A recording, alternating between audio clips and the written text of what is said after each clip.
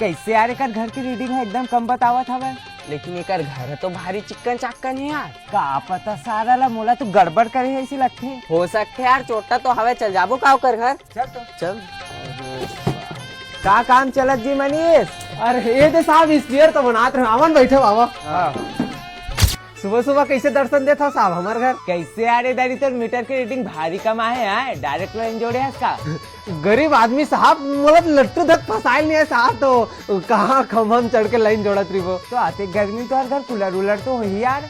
गरीब आदमी साहब कहाँ कूलर वूलर पावो साहब, सीलिंग पंखा चलत रहे थे। ले ठीक है भाई मनीष, अपन काम कर चल अपन निकलबो। अरे रुको ना साहब, थोड़ा चाय पानी पी के जाओ। ए भांची जा तो 3 कप चाय बना के लाबे। हाँ मामा। जा जल्दी जल्दी। हाँ। भारी गर्मी बढ़त साहब आजकल है ना। हाँ यार आते गर्मी में भी तो मैं बिजली बिल बचत करता भाई, मानना अरे पड़ी इधर के तार है तो निकल गए मामा, चल तो लगा बे।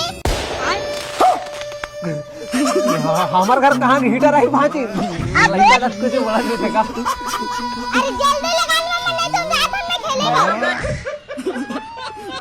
चले तू